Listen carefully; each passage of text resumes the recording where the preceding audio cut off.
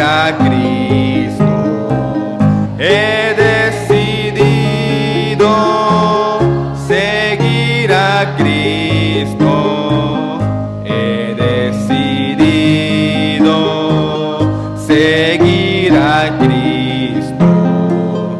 No vuelvo atrás, no vuelvo atrás.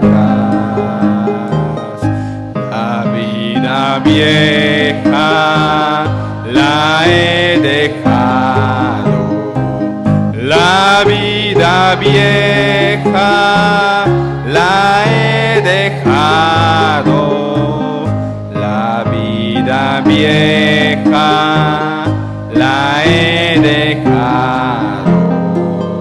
No vuelvo atrás, no vuelvo atrás. El Rey de Gloria me ha transformado. El Rey de Gloria me ha transformado. El Rey de Gloria me ha transformado. No vuelvo atrás, no vuelvo atrás. Amén, hermanos. Dejo el tiempo con nuestro hermano Abner. Hola, hermanos, bienvenidos hoy a nuestro culto. Solamente para cumplir el protocolo, aunque las letras quizás están pequeñas, lo vamos a proyectar al principio de la Santa Cena y quizá cuando se esté repartiendo los elementos de la Santa Cena, para que sepan la advertencia, ¿no? Para participar de la Cena del Señor hay requisitos. El primer requisito es haber creído y aceptado a Jesucristo como Señor y Salvador. El segundo requisito es haber sido bautizado en agua. Y hay un dilema allí sobre ese requisito, porque algunos católicos o excatólicos podrían decir, yo también he sido bautizado en agua, cumplo el requisito. Es un dilema, especialmente no por los excatólicos, sino por hermanos presbiterianos. Si alguien es presbiteriano, quizá va a tener un poquito aquí vamos a tener un poquito de discrepancia, pero por lo general entendemos, los de la línea que nosotros pertenecemos, entendemos que el segundo requisito es haber sido bautizado ya grande, o sea, 10 años, 12 años, 15 años, 20 años, o sea, que ha sido bautizado por inmersión, después de haber creído. Y el tercer requisito es estar en plena comunión en estos momentos, al momento de recibir los elementos, y eso significa estar en comunión con Dios y con el prójimo. Si no entienden qué es estar en comunión, es sin pecado. Y como saben, en 1 Corintios 11, 27, se advierte, 27, 28, 29, se advierte que el que toma la cena del Señor indignamente puede tener cualquiera de las tres consecuencias: debilidades, enfermedades o muerte. Entonces, eso vamos a estar recordando siempre para que también ustedes tengan una especie de enseñanza, ¿ya? Abstenerse de tomar los elementos si no cumple los requisitos. Muy bien, continuamos con Gálatas. Voy a tomar unos minutos para explicar este pasaje. Gálatas 4.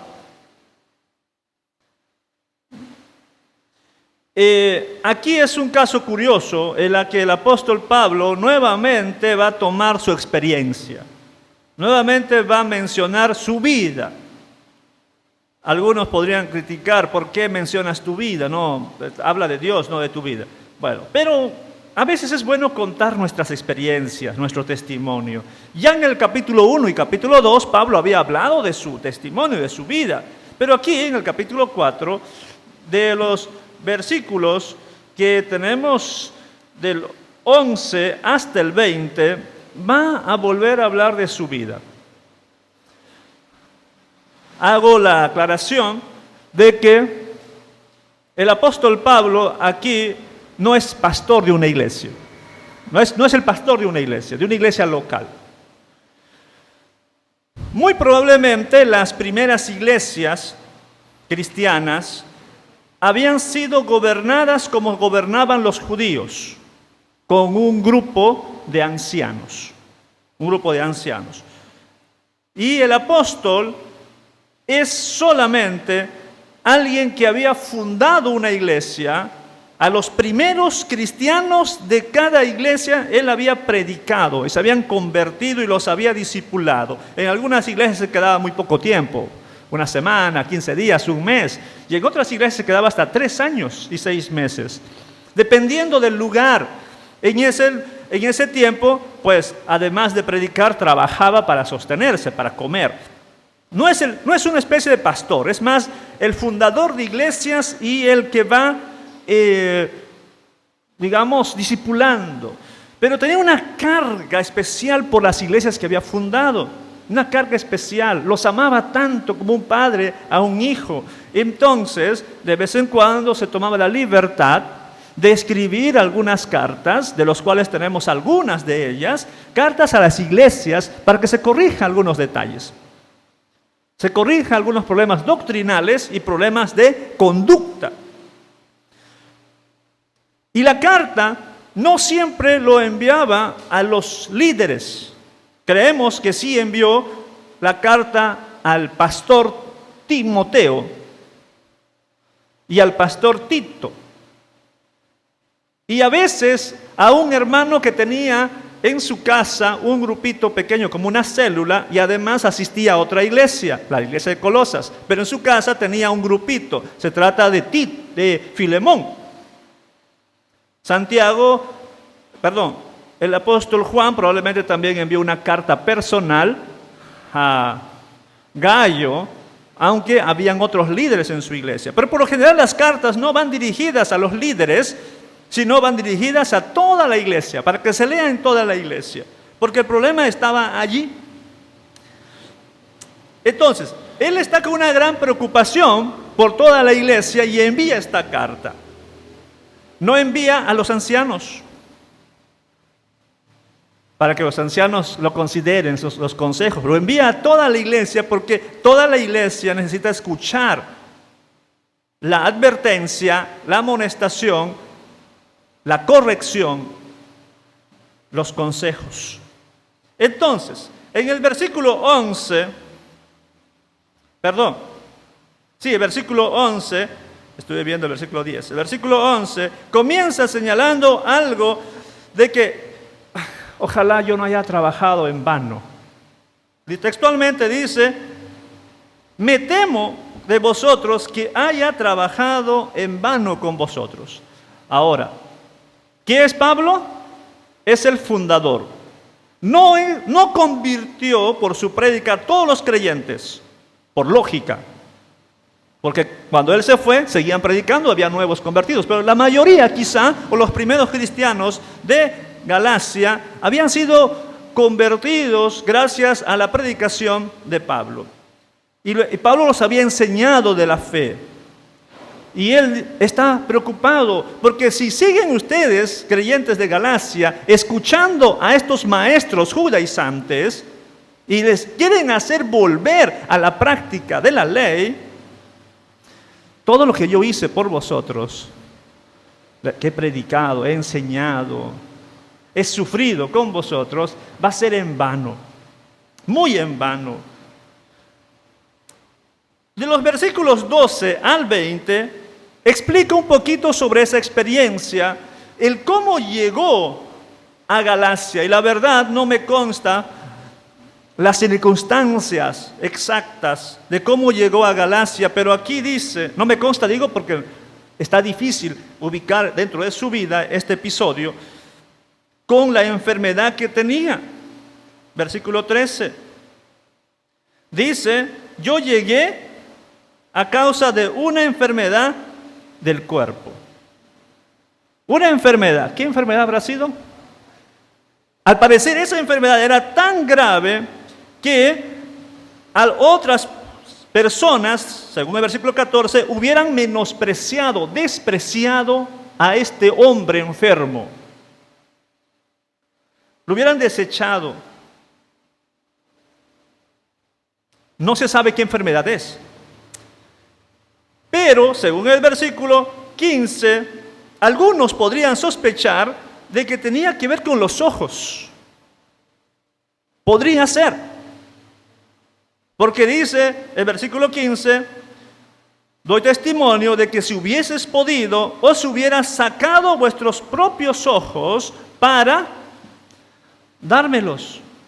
No sé si el problema era de los ojos, que no podía ver o estaba mal, pero era un problema que Pablo dice, otras personas me hubieran desechado, me hubieran despreciado por mi condición de enfermedad. Pero ustedes no. Ustedes no. Ustedes más bien fueron tan buenos, dice el versículo 14, que me trataron como si fuese un ángel de Dios. Me trataron muy bien. Sanaron mis heridas, me ayudaron en mi enfermedad y yo ahí les predicaba, les discipulaba. Me trataron muy bien. Está contando su experiencia de cómo llegó a Galacia y cómo ellos se portaron tan bien que eso a Pablo le va a extrañar ahora en esta nueva circunstancia. Versículo 16. Nueva circunstancia. ¿Me he hecho pues vuestro enemigo por deciros la verdad? Ahora me desprecian porque les digo que no deben seguir a estos falsos maestros. ¿Cómo cambió las cosas? ¿Cómo cambió las cosas? Si es que antes me trataron tan bien, fueron muy buenos conmigo y ahora soy su enemigo. La razón es porque hay unos falsos maestros. Versículo 17. Muy bien. Versículo 17. Habla del celo. Tienen celo por vosotros, pero no para bien. ¿Quiénes tienen celo? Los falsos maestros. Esos falsos maestros están ansiosos de ganarse para sí mismos. O sea, es como decir hay dos bandos. El bando de Pablo, salvación por fe, solamente por fe, y el bando de los judaizantes, falsos maestros, que dicen hay que practicar la ley judía. Y entonces estos falsos maestros tienen celo, o sea, están haciendo todo lo posible para jalar para su grupo. Pero esas intenciones, ese celo, no es para nada bien. Obvio que no. Porque versículos anteriores y posteriores va a decir que volver a la ley es volver a la esclavitud. Entonces no es para bien. Quieren apartarnos de nosotros para que vosotros tengáis celos por ellos. O sea, quieren en otras palabras, jalar para su grupo para que nos menosprecien a nosotros y nosotros quedemos sin nada. Al parecer allí hay celo de decir quién tiene más gente, quién tiene más seguidores, pero Pablo no está ni tan interesado de si pierdo o no amigos, si pierdo o no seguidores, si pierdo influencia o no. Pareciera que sí, pero no.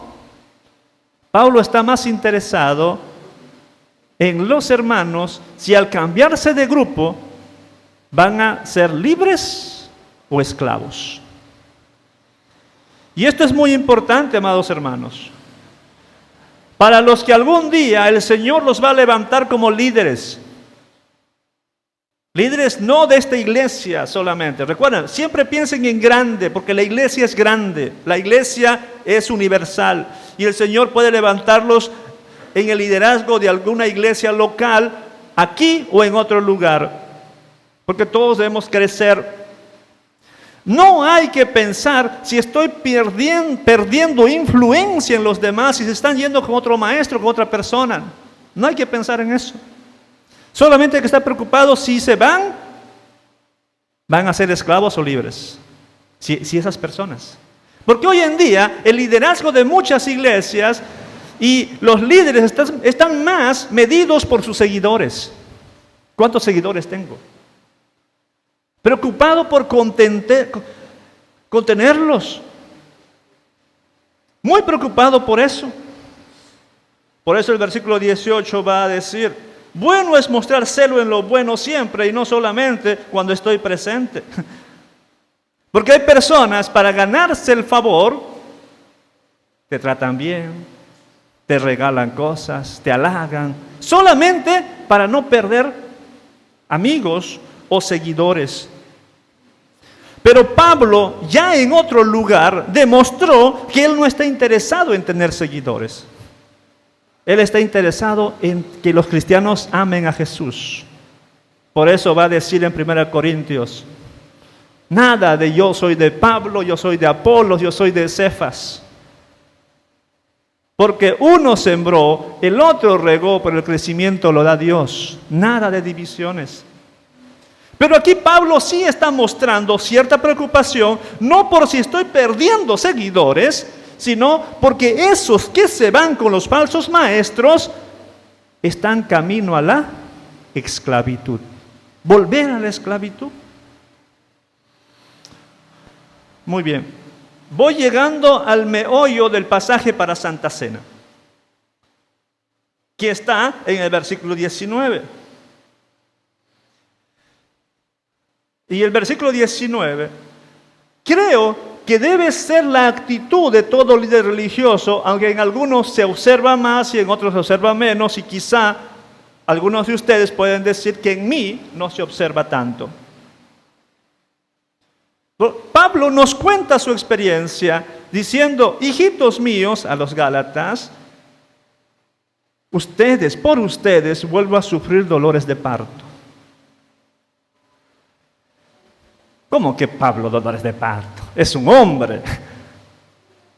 Y hoy en día muy pocas mujeres pueden decir que han sufrido dolores de parto, ¿verdad?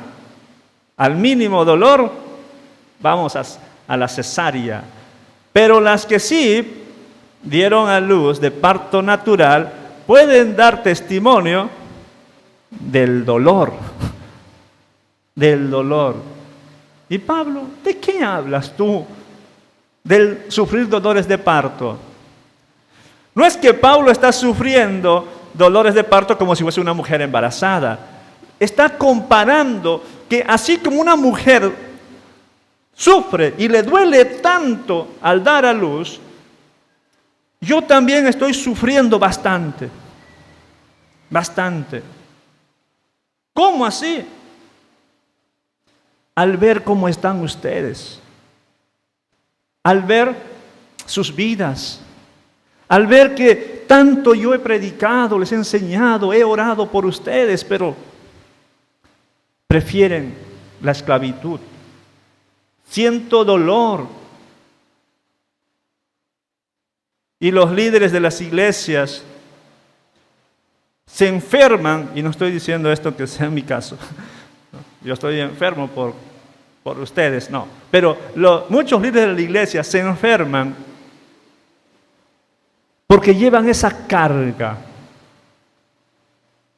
de la iglesia, preocupándose por ellos. Dolores de parto. Por supuesto, Pablo no es de que sea el pastor de Gálatas, de Galacia. No es el pastor, de hecho. Es un apóstol itinerante que va viajando a diferentes lugares, pero en esos él ama a las iglesias y sufre por ellos aunque no los esté pastoreando. La lección es esta: no necesitas ser pastor para estar sufriendo por los hermanos. Necesitas amar a tus hermanos, nada más. Amar. Y que te duela cuando alguien no está andando en los caminos del Señor. Que te duela. Y busca que vuelva al camino del Señor. Porque esa responsabilidad, y quiero poner hincapié aquí, no es la de los líderes solamente. Y a veces muchos pastores se enferman porque cargan todo sobre sí. Pero si cumpliéramos lo que va a decir el mismo apóstol Pablo en el mismo libro de Gálatas, sobre llevar las cargas unos a los otros, eso que está en el capítulo 6, versículo 2. Sufrir dolores de parto unos por otros. Pero bueno, aquí el apóstol está preocupado por esta iglesia. La frase que quiero aplicar para Santa Cena es la última frase del versículo 19. Y esos dolores seguirán hasta que Cristo sea formado en vosotros. Esos dolores seguirán hasta que Cristo sea formado en vosotros.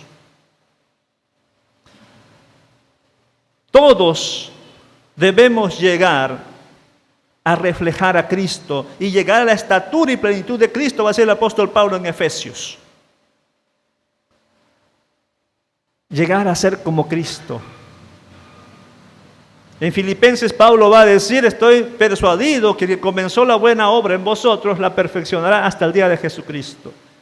O sea, la meta de Dios es que cuando nos encontremos en la muerte,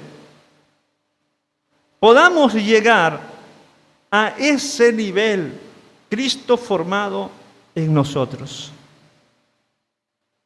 Porque tras la muerte vendrá nuestra glorificación. Claro, el lapso de tiempo puede esperar, pero tras la muerte vendrá nuestra glorificación. Realmente Cristo formado en nosotros. Amados hermanos, esto es vida de santificación progresiva. Cada día más santo, Cristo formado en vosotros. Y mientras eso suceda, todos debemos sufrir dolores de parto por cada uno. Como el apóstol Pablo sentía dolores de parto por esa iglesia, aunque no era el pastor de esa iglesia. Pero él, como un hermano más, claro, fundador sí, le da cierta autoridad, apóstol sí, le da cierta autoridad, pero sobre todo, como hermano, sentía dolores de parto. Y la invitación es que nosotros también tengamos lo mismo. Pero en Santa Cena quiero resaltar, ¿quiénes serán los que tomen la Santa Cena hoy? ¿Los que sufren dolores de parto? No. Los que están siendo formados, en quienes Cristo está siendo formado. O sea, los que viven de acuerdo a lo que Dios quiere. Y podemos decir, en este hermano yo veo cualidades de Cristo, cualidades de Jesús. Y tomaremos la Santa Cena, ciertamente, porque Cristo se está formando por completo en nuestras vidas, poco a poco, poco a poco. Vamos a orar. Señor, recordamos aquí la experiencia del apóstol Pablo, la experiencia de cómo llegó a Galacia, cómo llegó en condición enfermo y esa enfermedad no le detuvo para predicar el Evangelio. Por un lado parecía ser un estorbo su enfermedad, pero no, tú lo usaste para que las personas lo escucharan y lo atendieran como si fuese un ángel de Dios, dice.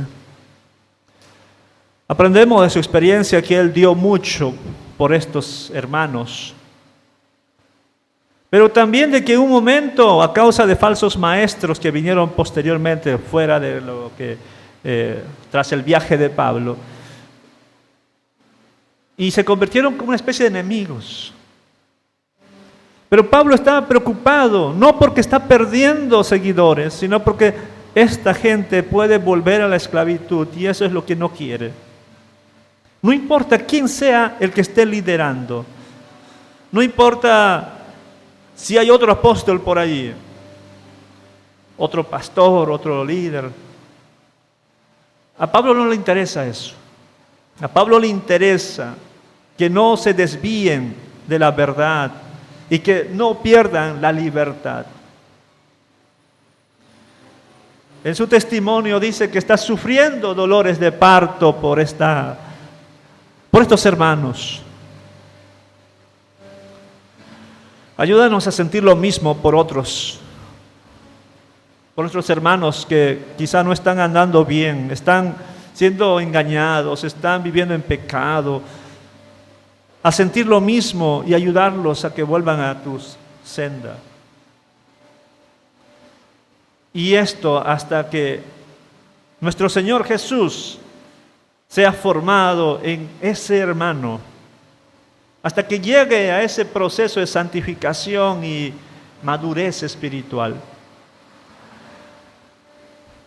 Por favor, Señor, reprende a aquellos hijos tuyos que no quieren vivir de acuerdo a tu voluntad, que quieren volver a la esclavitud. Ayúdanos a disfrutar la libertad que tú nos ofreces. Pero esa libertad, Señor, es reflejar a Cristo en nuestras vidas. Y hoy tus hijos que van a tomar la Santa Cena no solamente cumplen esos 3 requisitos de haber creído en nuestro Señor Jesús, de haber sido bautizados, de estar en plena comunión, o sea, que confesaron sus pecados antes de venir al culto, sino porque en su día a día están haciendo que nuestro Señor Jesús se forme en sus vidas. Gracias, Señor. Muchas gracias. En Jesucristo oro. Amén. Amén. Por favor, puedes volver a colocar la diapositiva principal. Voy a pedir, por favor, a Eddie y Gustavo, ayúdanos repartiendo los elementos. 1 Corintios capítulo 11, versículos 23 al 26 es el texto que leemos domingo a domingo. Comenzamos con los versículos 23 y 24. Dice: porque yo recibí del Señor lo que también os he enseñado, que el Señor Jesús, la noche que fue entregado, tomó pan, y habiendo dado gracias, lo partió y dijo: tomad, comed, esto es mi cuerpo, que por vosotros es partido. Haced esto en memoria de mí. Los que tenemos el pan, podemos participar.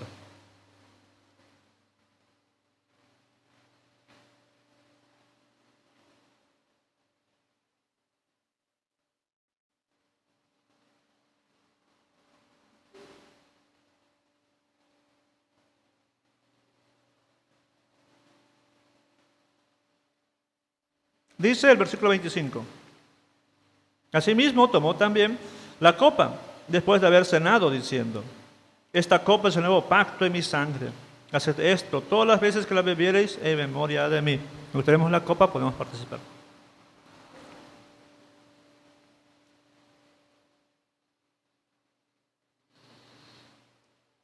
Dice el versículo 26: así pues, todas las veces que comieres este pan y bebieres esta copa, la muerte del Señor anunciáis hasta que Él venga. Oremos.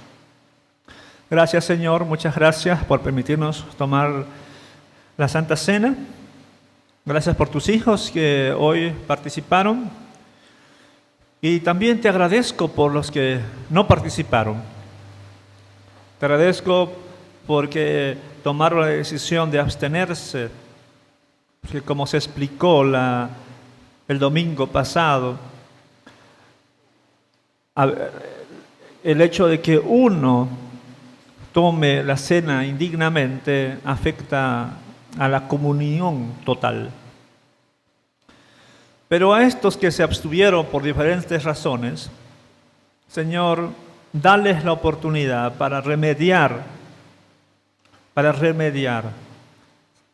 Quizá les falta el requisito del bautizo. Que entiendan de que aquel que no se bautiza está en desobediencia. Quizá le falta el requisito de comunión contigo. Que entiendan que ninguna cosa inmunda entrará en tu reino.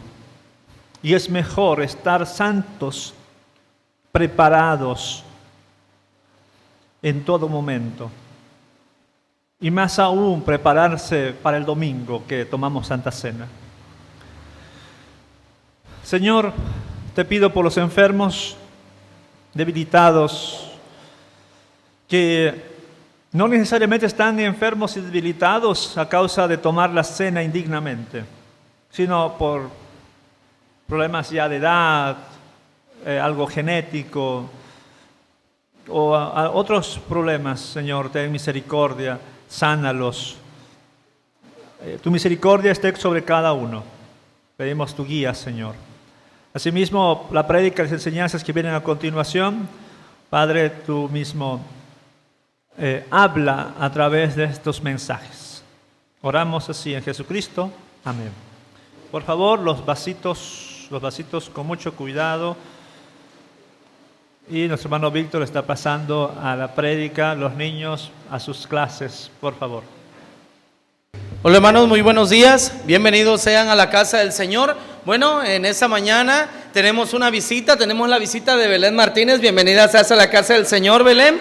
Nos da mucho gusto que estés nuevamente con nosotros aquí en la casa de nuestro Dios.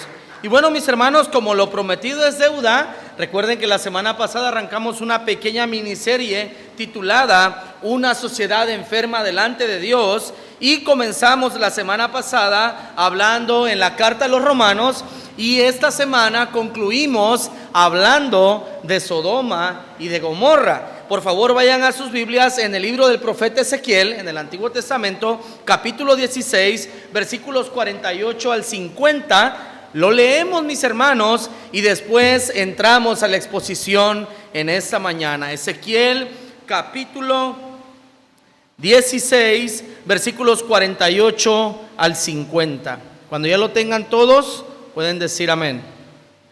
Bueno, dice así la palabra de nuestro Dios. Vivo yo, dice el Señor, que Sodoma tu hermana y sus hijas no han hecho como hiciste tú y tus hijas. He aquí que esta fue la maldad de Sodoma tu hermana: soberbia, saciedad de pan y abundancia de ociosidad tuvieron ella y sus hijas, y no fortaleció la mano del afligido y del menesteroso, y se llenaron de soberbias e hicieron abominación delante de mí, y cuando lo vi, las quité. Mis hermanos, todos nosotros conocemos la historia de cuál habla Sodoma y Gomorra en el libro de Génesis capítulo 19, donde Dios envía fuego sobre toda esa sociedad y los termina. Todo eso lo hemos leído en Génesis capítulo 19. Pero mis hermanos, quedarnos solo con la imagen de lo que Dios hizo en Génesis 19 es como ir al cine y ver los últimos 10 minutos de una película que tardó 2 horas y media. Solamente conoces el desenlace, pero no conoces la historia que llevó a ese desenlace.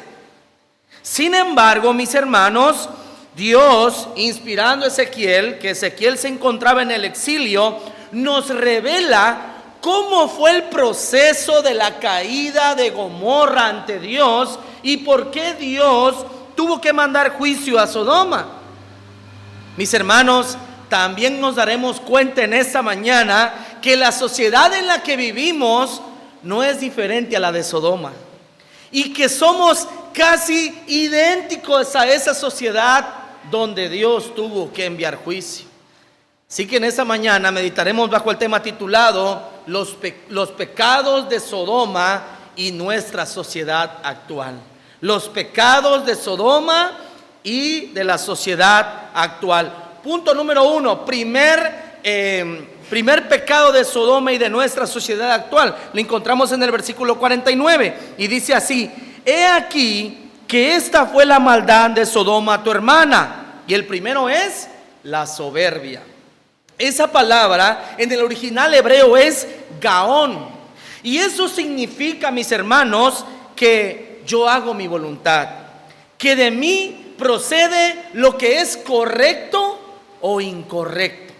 En pocas palabras, que no necesito de Dios para saber qué es bueno y qué es malo, qué es justo y qué es injusto, porque la justicia procede de mí, de la misma sociedad y del mismo ser humano. Mis hermanos, la verdad es que este pecado lo tienen todos los seres humanos, en todas las edades. Desde el día en que nuestros padres pecaron en el huerto, desde ese día cada uno quiere hacer su voluntad. ¿Recuerdan lo que lo que Dios les había dicho que no comieran, etcétera, etcétera? Pero llega Satanás y les dice en Génesis capítulo 3, versículo 4 al 5, si comes no pasa nada. Tú recuerda que tú serás Dios. Y tú sabrás, tú vas a redefinir lo que es bueno y lo que es malo, porque seréis como Dios. Sin embargo, Dios ya había dado instrucciones claras a Adán que era bueno y que era malo, y Satanás lo incitó a redefinir lo que es justo, lo que es correcto y lo que es incorrecto. Y sacó su promesa, usted lo puede ver en Génesis capítulo 3, versículo 5, seréis como Dios. Seréis pequeños dioses. Y mis hermanos, esa soberbia, Gaón en el hebreo, significa que yo hago mi voluntad, que no tome en cuenta a Dios para nada. Y ¿saben algo, mis hermanos?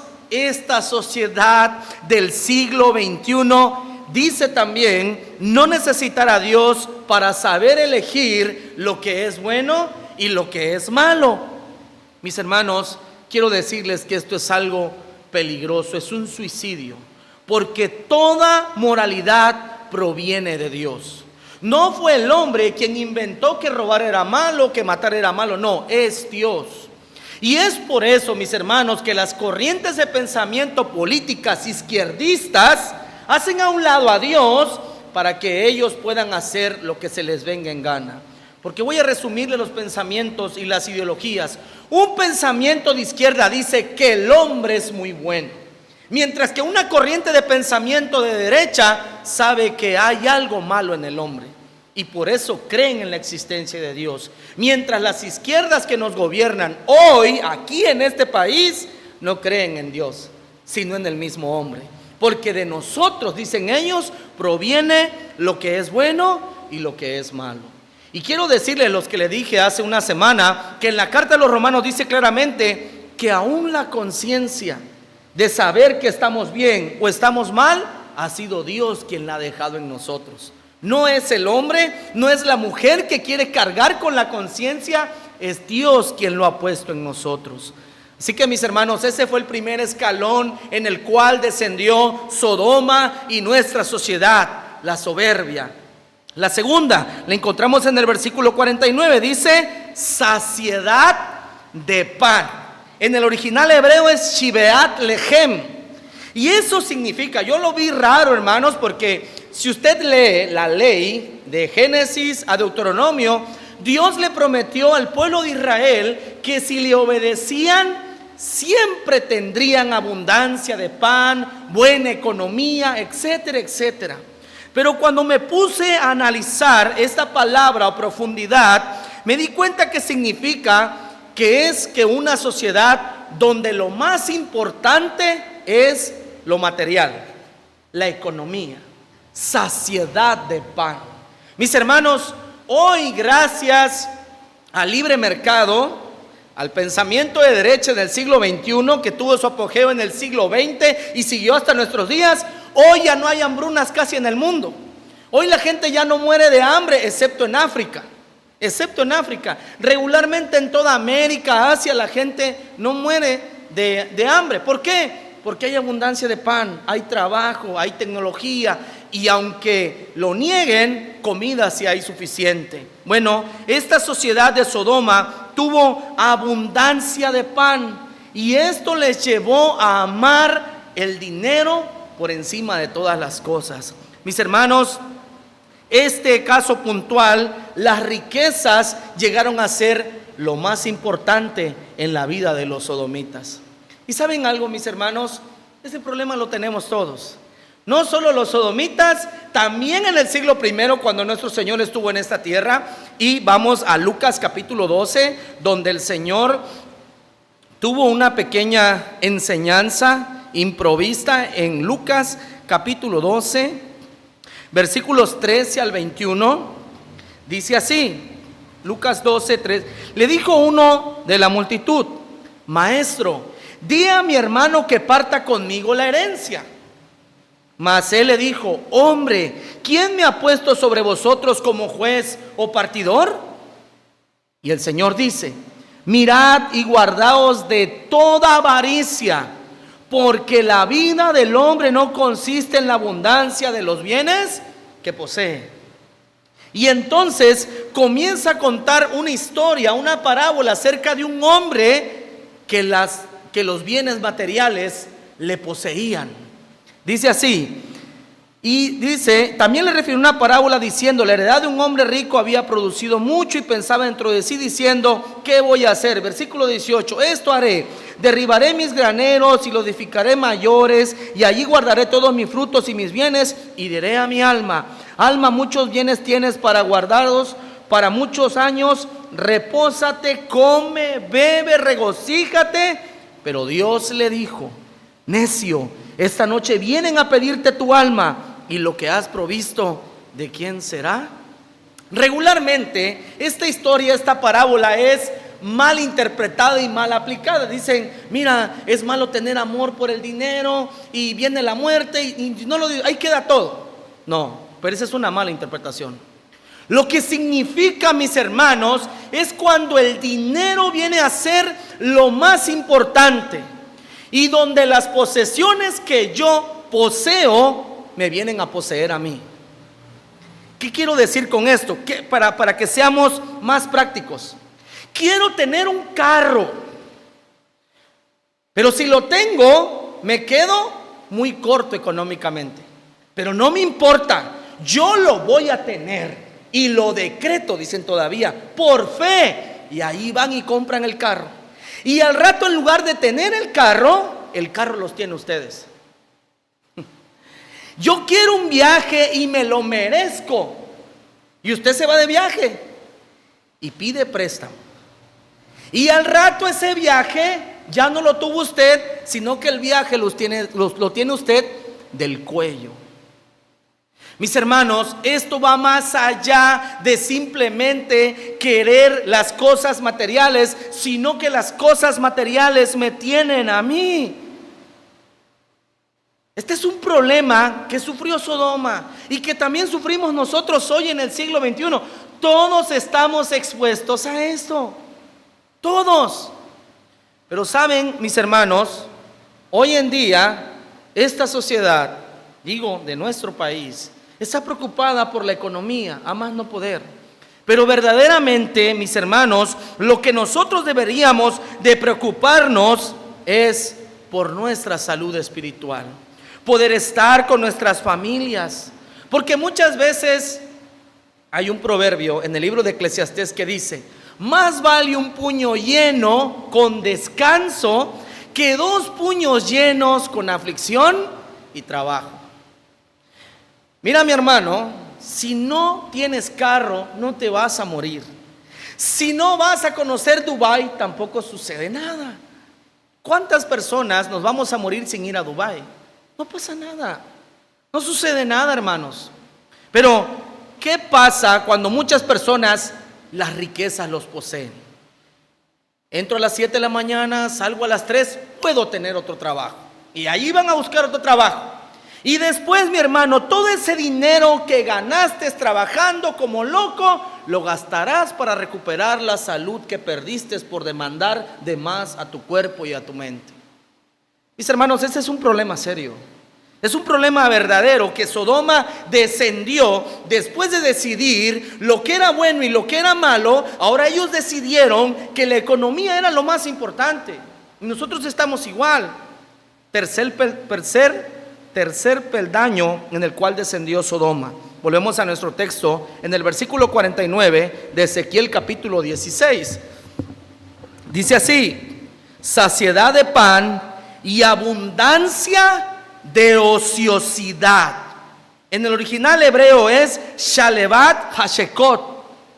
Y esa palabra significa que el descanso, que amo el descanso ilimitado. O sea, ser un flojo, pues. Ser un flojo total. Que entre más fácil sean las cosas, más me encanta esta vida. Mejor si no tengo que levantarme de la cama. Mejor si hoy todo aquí por mi telefonito. Todo aquí, todo aquí. Hay que aprovechar la tecnología. Pero mis hermanos, se vuelve un problema. Y Sodoma lo tuvo. Abundancia de un descanso ilimitado. Mis hermanos, esta sociedad actual aborrece el trabajo y el esfuerzo. Hasta salen niños que todavía están estudiando en la universidad y dependen de su mamá, dando consejos económicos. ¿Cuándo has sabido tú lo que es sostenerte? ¿Cuándo has sabido tú lo que es sostener una familia? ¿Cuándo has sabido tú lo que es pagar agua, luz, todo? ¿Cuándo has sabido aquello? Y te dicen esto y el otro y aquello, y te prometen que sin esfuerzo tú vas a estar ganando dinero. Y sí es cierto, existen situaciones como invertir en CETES, pero tienes que invertir más de $1,000,000 para poder recibir por lo menos 20,000 cada mes. ¿Quién tiene $1,000,000? Que levante la mano. Nadie. Así es nuestra sociedad.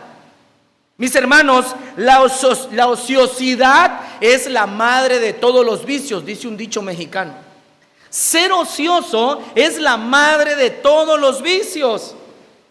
Y nuestra sociedad del siglo XXI ama el descanso ilimitado, ama la comodidad. Miren, sobre todo estas generaciones nuevas que están buscando en el internet, hermanos, pregunté a San Google cuánto era el promedio de que un joven de 15 a 25 años, a 21 años, pasaba con el teléfono al día. De 8 a 12 horas. ¿Qué hace?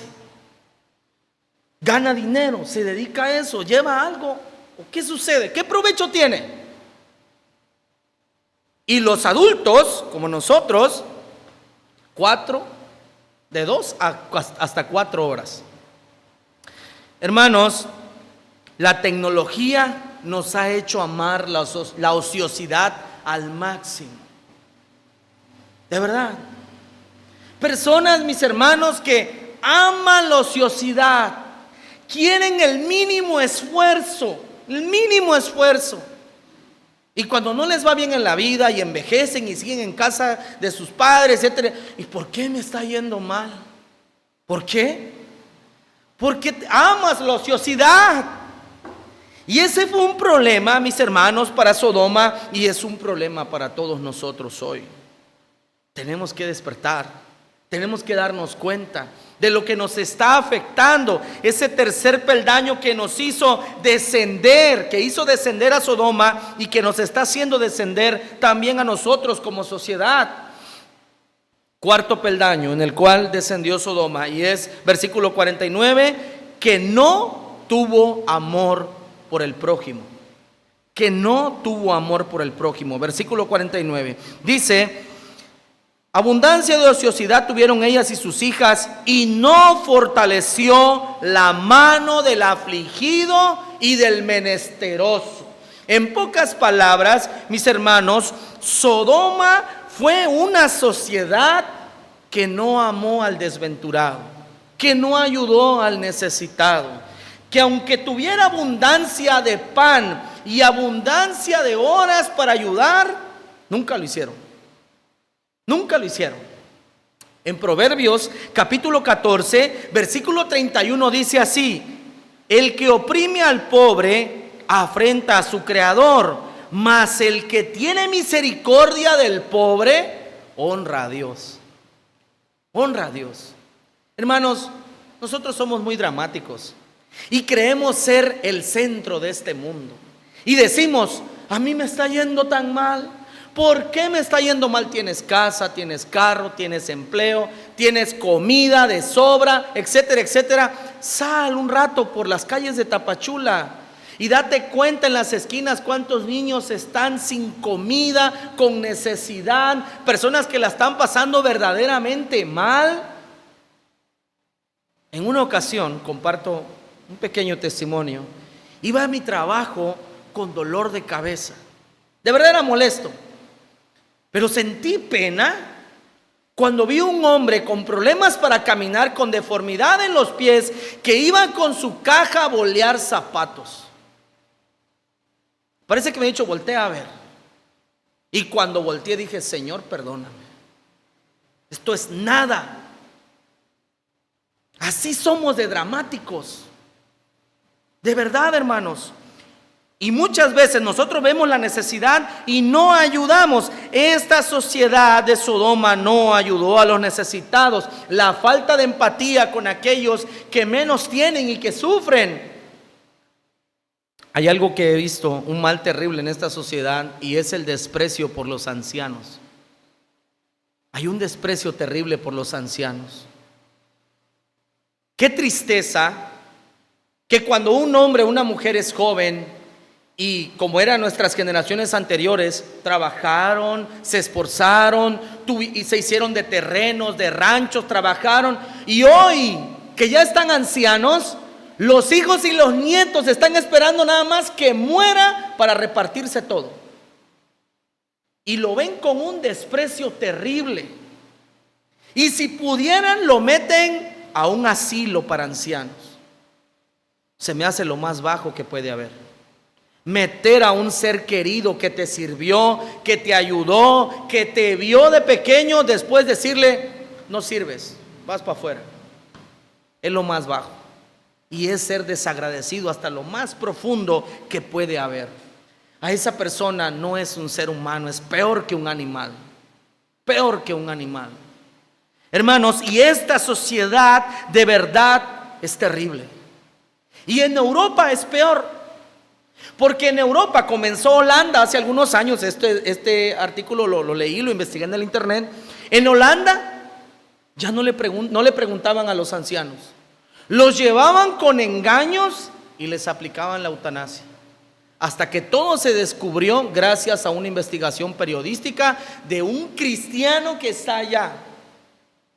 Y lo denunciaron y tuvo grandes penurias por denunciar que estaban asesinando a los ancianos.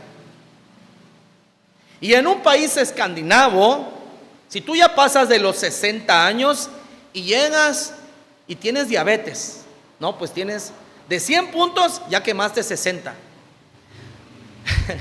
Y si llegas con cáncer, mejor te aplicamos la eutanasia, ya para que no sufras. Imagínense, hermanos, el desprecio que hay por los ancianos.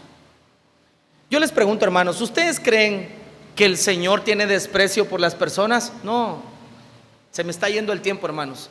En el Evangelio de Mateo, capítulo 9, versículo 36 en adelante, el Señor ve a algunas personas que tienen hambre. Eso ya lo prediqué aquí en una predicación expositiva del Evangelio de Marcos. Y tenían hambre.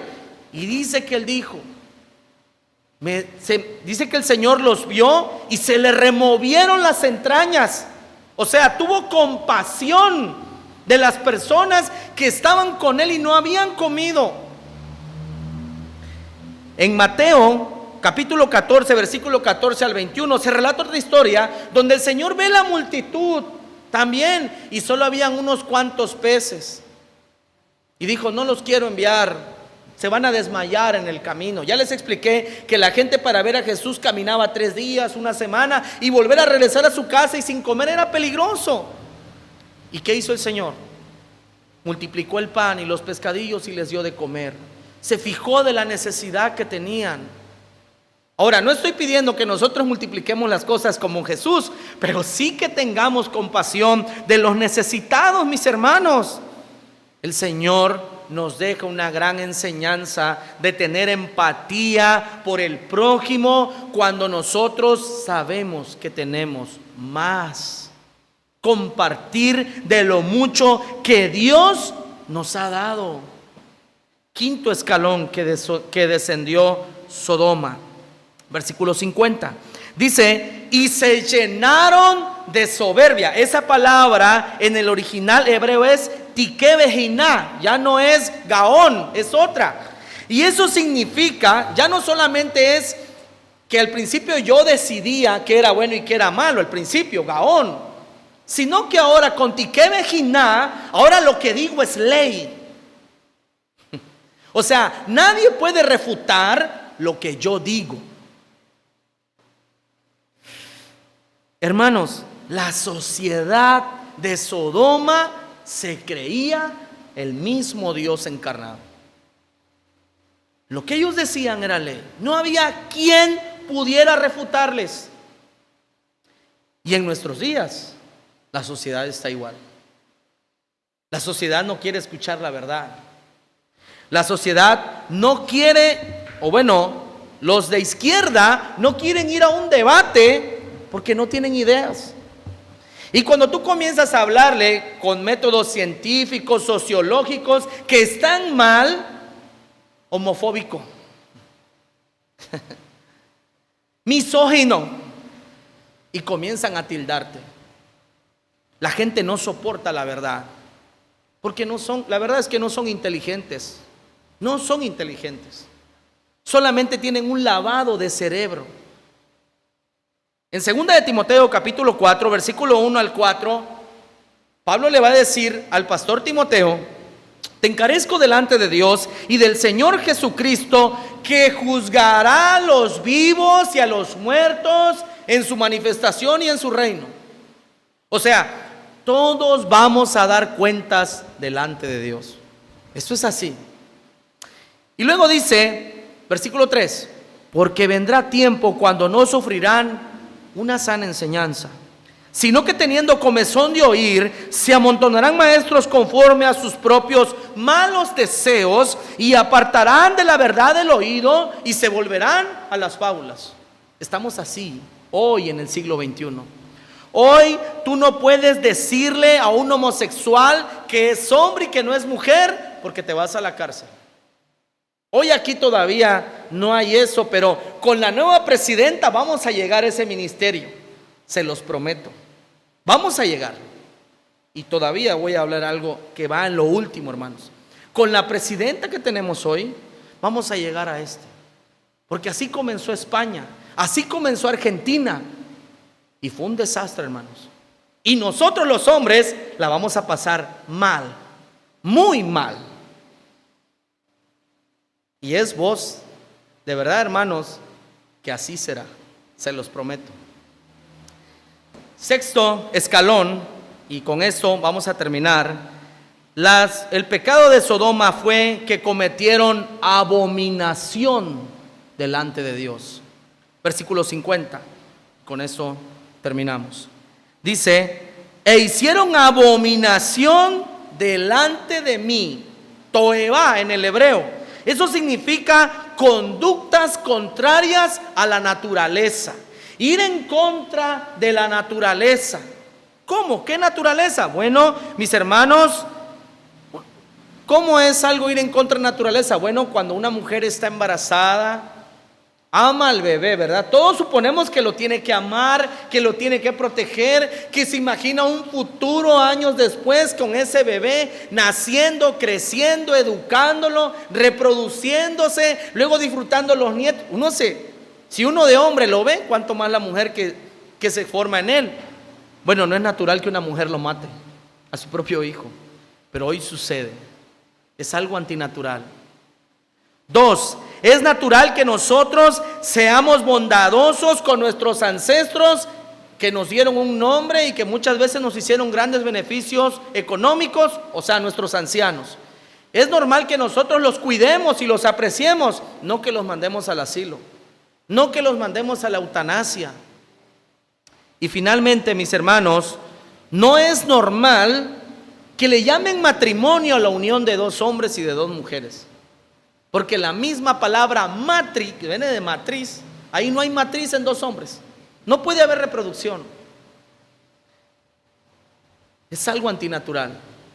Y ¿saben algo, mis hermanos? Cuando Dios vio estos 6 pasos, entonces Dios actuó.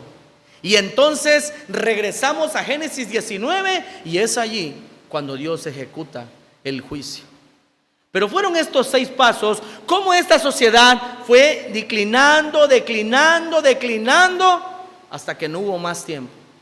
Y nosotros estamos igual. Nosotros estamos igual, mis hermanos. Dios trae juicio cuando se cruza esta línea de ir en contra de la misma naturaleza. Miren lo que dice la última parte del versículo 50. Dice: e hicieron abominación delante de mí, y cuando las vi, ¿qué cosa? Las quité. Hermanos, como creyentes, tenemos la obligación de predicar el evangelio a la sociedad que está perdida lejos de Dios, y de orar por ellos, porque en algún momento de sus vidas conozcan la luz de nuestro Señor Jesucristo y más personas puedan venir a salvación. Es un deber de todos nosotros. Miren, en 2 de Crónicas capítulo 7, versículos 12 al 14, cuando Salomón termina de edificar el primer templo, 2 de Crónicas 7, versículo 12 al 14, Salomón está contento, pero se le aparece Dios y dice: y apareció Jehová a Salomón de noche y le dijo: yo he oído tu oración y he elegido para mí este lugar por casa de sacrificio. Y aquí viene: yo cerraré los cielos para que no haya lluvia, y si mandare la langosta que consumiera la tierra, o si enviare pestilencia a mi pueblo, si se humillare mi pueblo, sobre el cual mi nombre es invocado, y oraren y buscaren mi rostro, y se convirtieran de sus malos caminos, entonces yo iré desde los cielos y perdonaré sus pecados y sanaré su tierra.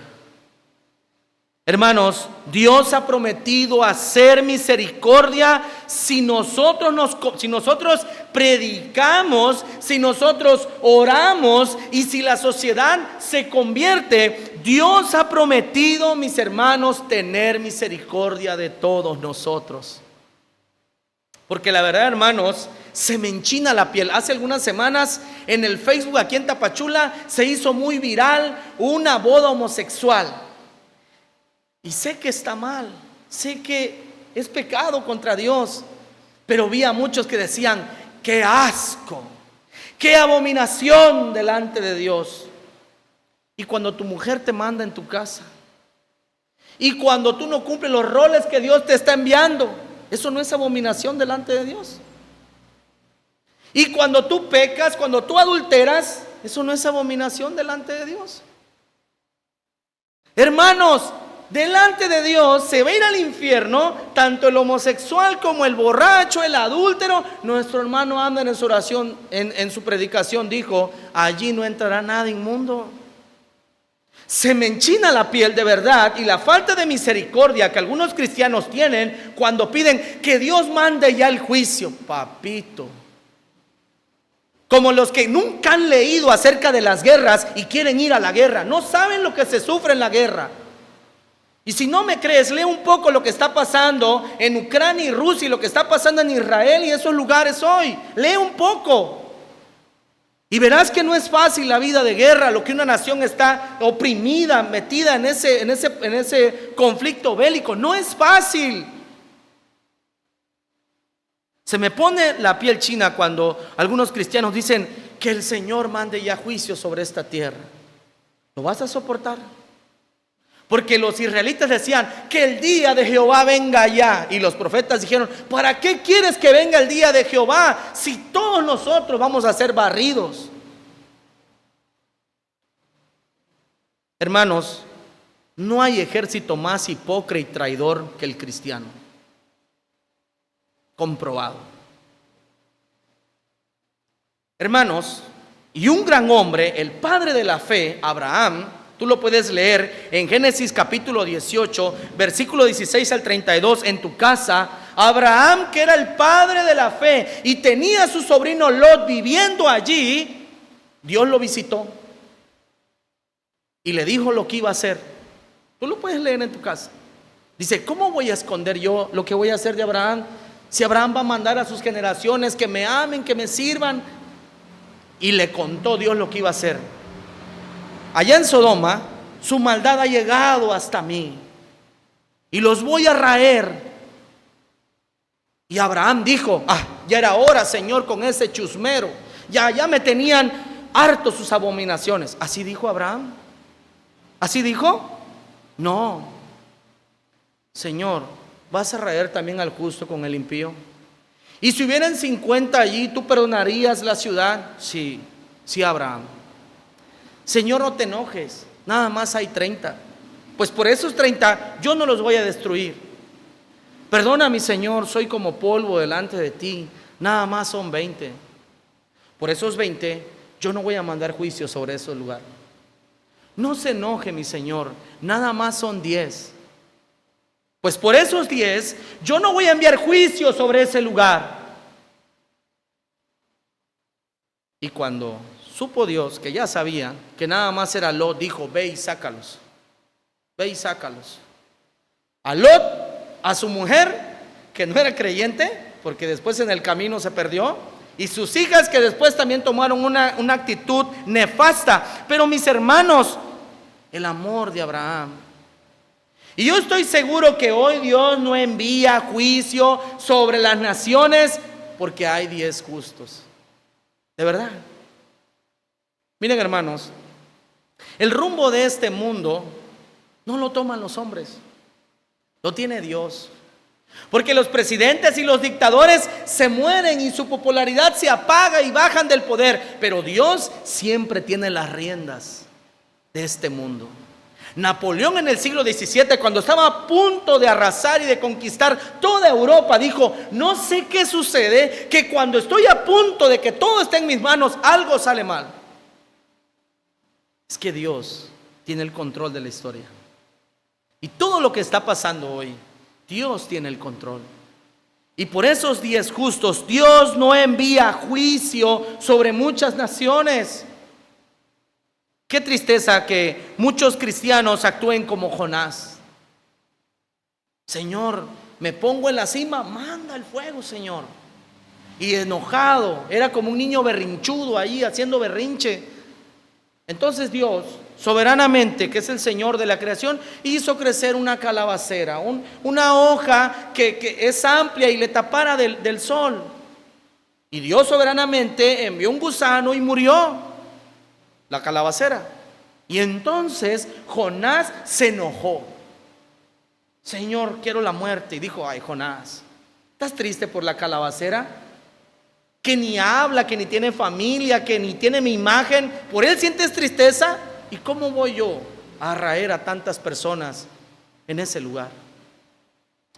Hermanos, Dios va a traer juicio sobre nuestro país. Claro que sí. Por la ideología que estamos adoptando en nuestro país, tarde o temprano nuestro país se verá bajo el juicio de Dios. ¿Qué tenemos que hacer? Bueno, nuestra actitud debe de ser como la del profeta Habacuc, mis hermanos. Se los estoy adelantando porque muchos países, incluso Chile, que es uno de los países ilustres de este continente, Chile era una potencia en todos los sentidos y abrazó la izquierda y se derrumbó por completo. Se hizo un verdadero desastre. Y lo mismo sucederá también con nuestro país, se los aseguro, hermanos. Tal vez no será el próximo año, pero tarde o temprano llegará ese juicio de Dios sobre esta tierra. Si la gente tampoco se arrepiente, entonces vendrá el juicio de Dios sobre nosotros. Pero ¿qué tendremos que hacer nosotros como creyentes? Bueno, si la gente no se convierte y Dios decide traer juicio sobre esta nación, entonces nosotros debemos de adoptar la actitud de Habacuc. Habacuc capítulo 3 versículo 17 al 18 dice así: aunque la higuera no florezca, ni en las vides haya fruto, aunque falte el producto del olivo, y los labrados no den mantenimiento, y las ovejas no sean quitadas de la majada, y no haya vacas en los corrales, con todo yo me alegraré en Jehová, y me gozaré en el Dios de mi salvación. Una traducción más al siglo XXI. Aunque los ahorros y la banca se quiebre, aunque haya violencia e injusticia, aunque pierda todo en este mundo, con todo yo me alegraré en Jehová y me gozaré en el Dios de mi salvación. Y si alguien está en su sano juicio y diría, ¿pero qué estás comiendo, Habacuc? ¿Qué piensas de esa manera? No es fácil aceptar aquello, pero en el versículo 19 está la respuesta. ¿Por qué? ¿Por qué un hijo de Dios puede tener esa fortaleza y esa certeza? Está en el versículo 19. Jehová el Señor es mi fortaleza, el cual hace mis pies como de ciervas, y en mis alturas me hace andar. Bueno, esta traducción es un animalito que se llama, en España lo llaman el rebeco. Es un animal más pequeño a una oveja, que existió en Israel en aquellos tiempos, que hoy ya no existe, solamente está vivo en España. Bueno, ese animal, tú lo buscas en el internet, busca el rebeco. Y ese animalito, que es pequeñito, está hasta arriba en un volcán, y de repente comienza a descender, y ¡pum!, llega a las faldas rapidito. Y el rebeco no se quitó ni un pelo al descenderse. Bueno, eso es lo que está queriendo decir Habacuc. El Señor es mi fortaleza, y Él me hace andar en las alturas, en el precipicio, y así llegaré con bien hasta abajo. Hermanos, esta sociedad está enferma delante de Dios, y tarde o temprano Dios enviará juicio a nuestra nación. ¿Qué tenemos que hacer nosotros? Predicar el evangelio, orar por las personas y esperar en Dios, que Dios convierta a nuestra nación, o aguantar el juicio que Dios va a enviar, tomados del Señor, porque el Señor debe de ser nuestra fortaleza. Que Dios nos ayude, hermanos. Vamos a orar, vamos a darle gracias a Dios por su palabra. Señor, gracias por todo lo que tú hoy nos has predicado, nos has enseñado. Señor, que tu palabra la guardemos, que nos dé la fortaleza, Señor, para ponerla por obra. Señor, te pedimos por esas almas que no te conocen, ayúdanos a predicar tu palabra con nuestros labios, pero también con nuestros actos. Oramos, Señor, porque tú sanes nuestra tierra, porque tengas misericordia de nosotros, porque levantes hombres, Señor, con liderazgo, apegados a tus principios y tus valores, para que tú sanes esta nación, Señor, porque te lo pedimos en el nombre de Jesús. Amén.